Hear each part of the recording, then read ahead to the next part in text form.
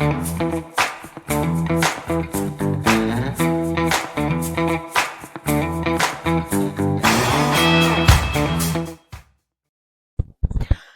guys, and welcome to my YouTube channel. Welcome to a part 1 of the abstract floral vase video. It's long overdue and I do apologize about that. I promised you this video a while ago, but to be honest, the process was a lot more complicated than I initially anticipated. But I'm finally here. In this part 1 video, I'll show you how to create beautiful textures using watercolors. We'll be exploring different shades of blue. I will give you a very handy tip of how to remember the colors that you've mixed. We'll be exploring salt texture. We'll be doing a bit texture with water and a little bits that I do when creating texture with watercolors. We'll be cutting out the flowers, so it's kind of the first part of the collage. So this part is all about being playful, enjoying yourself, and just exploring what watercolors can offer you, and that, making textures is actually quite a lot of fun. In part 2, we'll then be assembling our vase. We're going to be putting all of those collage bits onto a piece of paper, and we'll be just assembling a beautiful bouquet out of all of the flowers that you're making today. So without any further ado, let's crack on, get those paints out, and let's create some beautiful textures together. We start off by mixing some Prussian blue with some viridian. You want to mix enough color, so keep adding more until you have enough Prussian blue, and then mix in some of the viridian.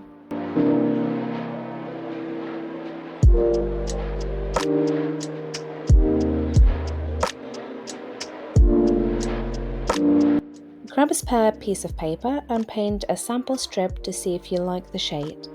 To remember what colors you used, write down at the bottom of the strip initials for each color. Next, add just plain Prussian blue.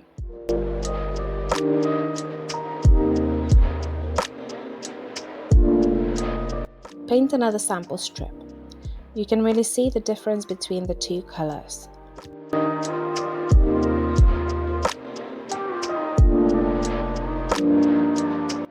Now let's mix some Prussian blue with some black. We want to have a dark blue color here.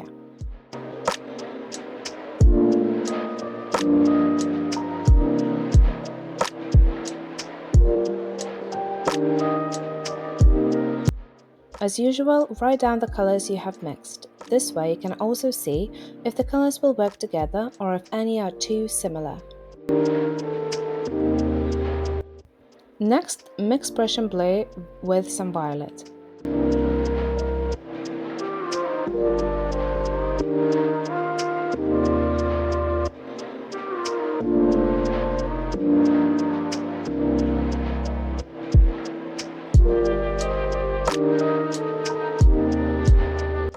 I clearly can't write initials for violet here, and it took me way longer than I care to admit to work out what I used here when I was editing this video. Another mix will be some Prussian blue with some red. The only downside of this color palette is that unfortunately all the colors in the palette look sort of the same, so it will be harder to tell which shade you'll be using, but that's part of the charm, a bit of unpredictability. We're nearly done mixing the colors. A bit of Prussian blue with Hooker's green now. You can see in the corner I haven't named one strip. That's because my previous shade was too light for my liking, so I added a little bit more red and just tested it out. And here we have a lot of different shades ready for some painting.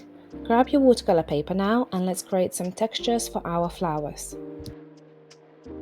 Begin by spreading one chosen color across your chosen little section.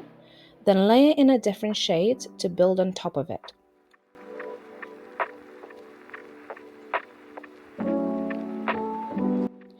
If you'd like a lighter effect, simply add a bit more water to your mix. Next, introduce your darkest blue to start building texture. Dot this color gently into the light areas so the colors begin to interact. Continue working in this way, painting small sections, layering colours, and trusting your intuition as you go. Because we'll be using salt to add texture, it's important to work in smaller sections so the paint doesn't dry out before the salt is applied. Once you've painted a section, take a pinch of table salt and scatter it lightly over the wet surface. You'll notice a reaction almost instantly. The salt begins to push the pigment aside, leaving behind this fascinating texture that becomes even more pronounced as it dries. But if your paper was really dry, the salt wouldn't react to the paint, hence why we need our surface to be quite wet for this. Keep repeating this process section by section until you've covered your paper.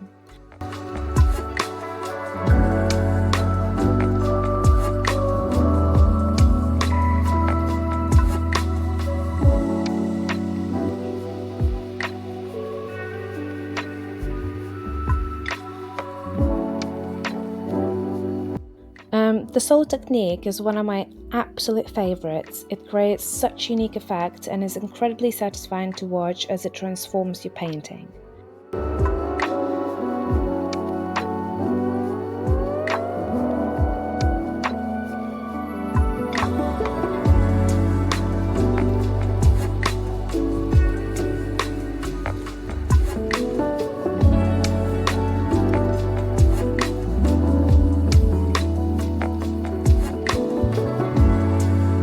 We're nearly done with the section and we'll be ready to move on to the next.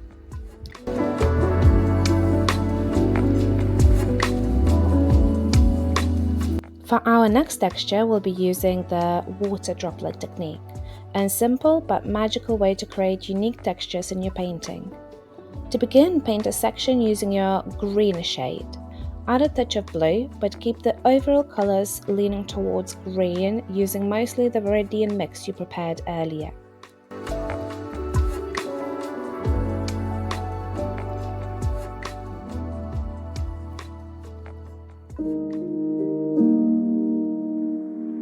Once you've covered a good portion of your paper, start dropping small droplets of clean water onto the painted area.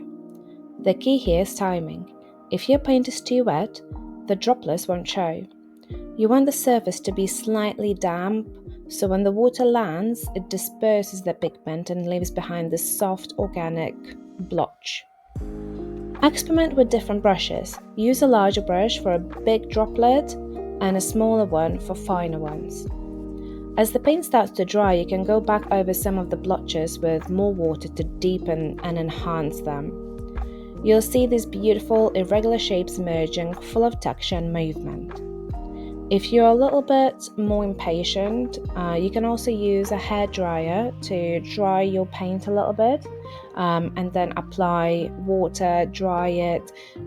This way you will fasten the process, but it can be a little bit tricky because the surface might be drying too fast.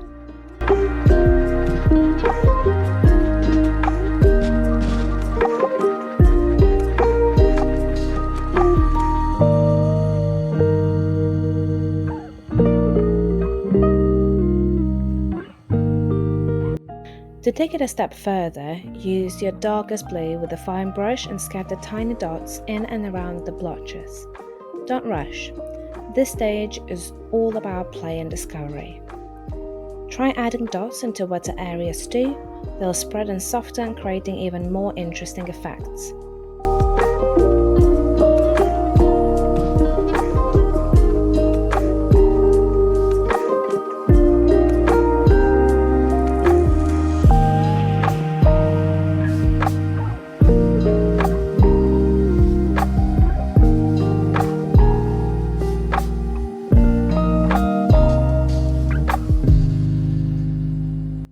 Continue in this way until you've completed the section.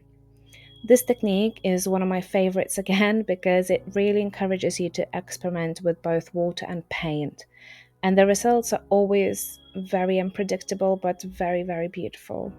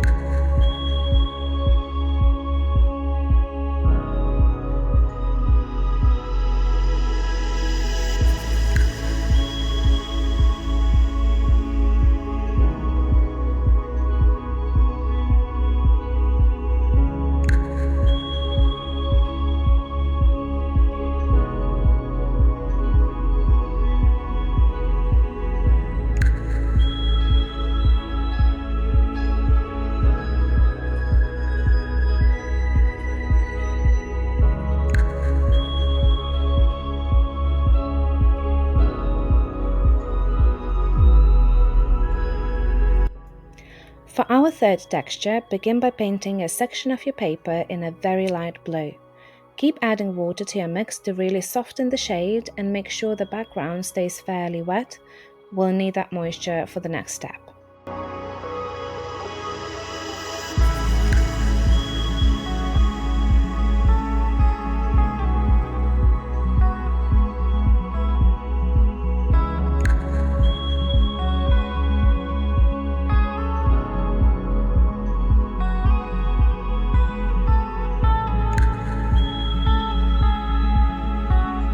Now take your darkest blue and begin dropping it onto the wet surface. You'll see the color immediately start to disperse, creating these soft shapes.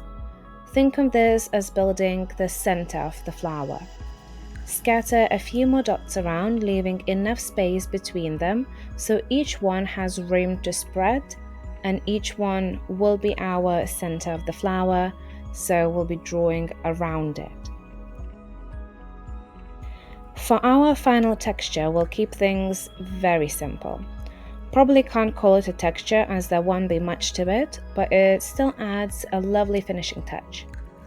Take your darkest blue and use it to cover the section of your paper. Once your background is in place, take a smaller brush and your yellow paint. Begin adding little yellow dots across the blue. These will serve as the centers of the flowers, so be sure to leave enough space between them. Continue working in this way until you've completed the section. Even though it's a simple technique, the contrast of bright yellow against the deep blue creates this striking effect that really stands out. In my example, I only managed to paint half of the section. I had to dash off to my little one, but feel free to extend it and fill the entire area.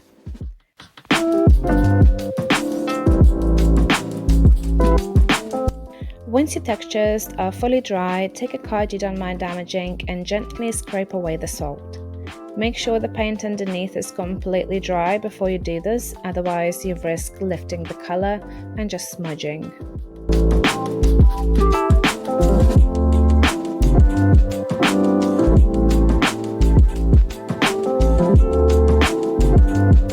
You should now have 5 beautiful, unique, textured bases, all ready to be transformed into flowers.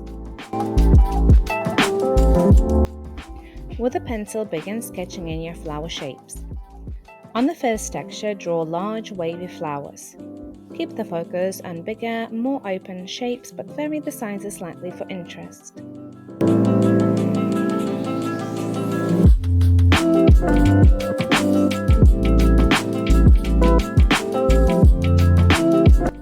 On the second texture, try tulip-style flowers.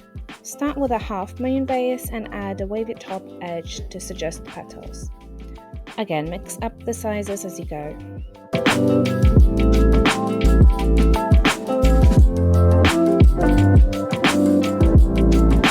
On the third texture, revisit the wavy flower design from the first texture, but this time use the dark blobs as the natural centers of your flowers.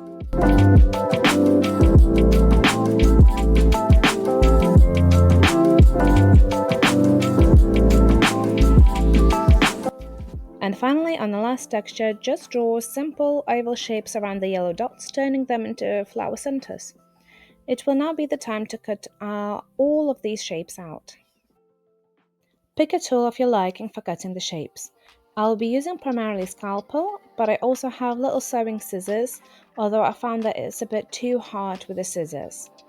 Please be careful if you are using a scalpel. One wrong move and you could do some real damage to your fingers. Also, please don't judge, I'm pretty sure I'm using a scalpel the wrong way. It was a lot harder than I first assumed. The paper is quite thick, so I have to press quite hard into the paper. Prepare for your hands to hurt a little bit after this.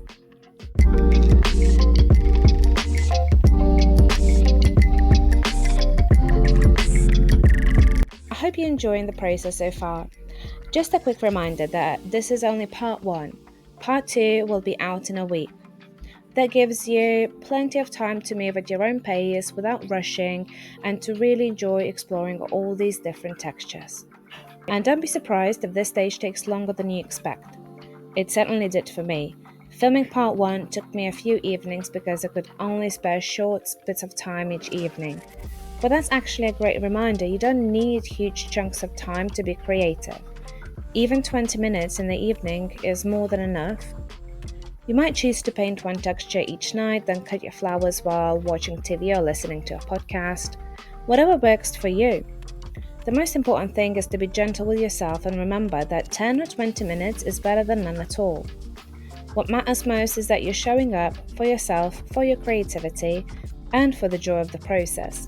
So keep going, keep exploring, and most of all, simply have some fun with it.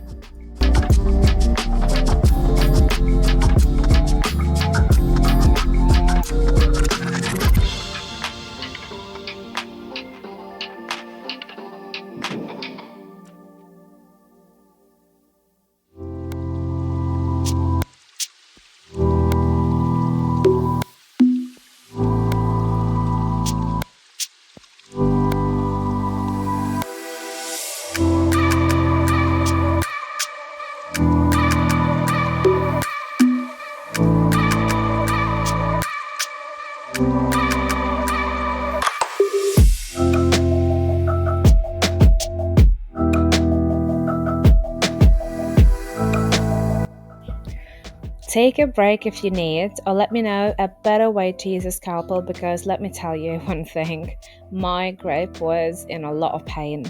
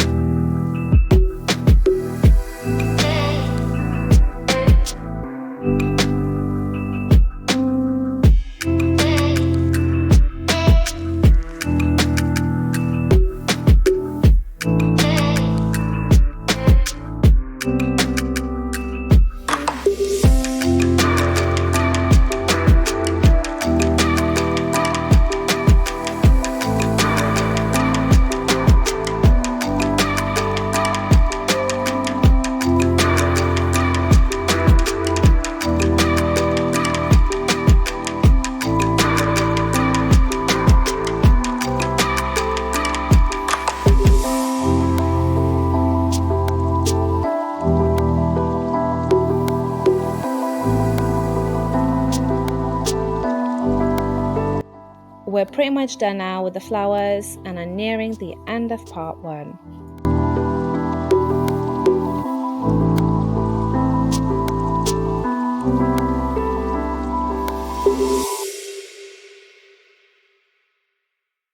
Thank you so much for tuning in. Thank you so much for watching this video. I hope you really enjoyed making textures. I hope you've been able to loosen up and explore those different textures that we've been making today.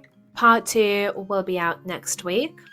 And if you enjoyed this video, I would kindly ask if you could show your support by liking this video, subscribing to my channel, and potentially even turning the little bell on for any future notifications when I upload a new video or make a post. I've also just recently released my newsletter. It's a very recent thing, it's very new, I'm quite new with it, but I will be giving early access to all of my newsletter subscribers of any of my future videos. Also, if you are a new newsletter subscriber, you also get a free 8-page PDF and an exclusive newsletter sketchbook video that no one else can access to. I'll leave all of the links in the comments. If you have made this video, pop a comment down below how you found it, how you found exploring new textures, and I'll see you in the new video next week. Have a good evening, morning, afternoon, whatever time you're watching this video, and I'll see you next week.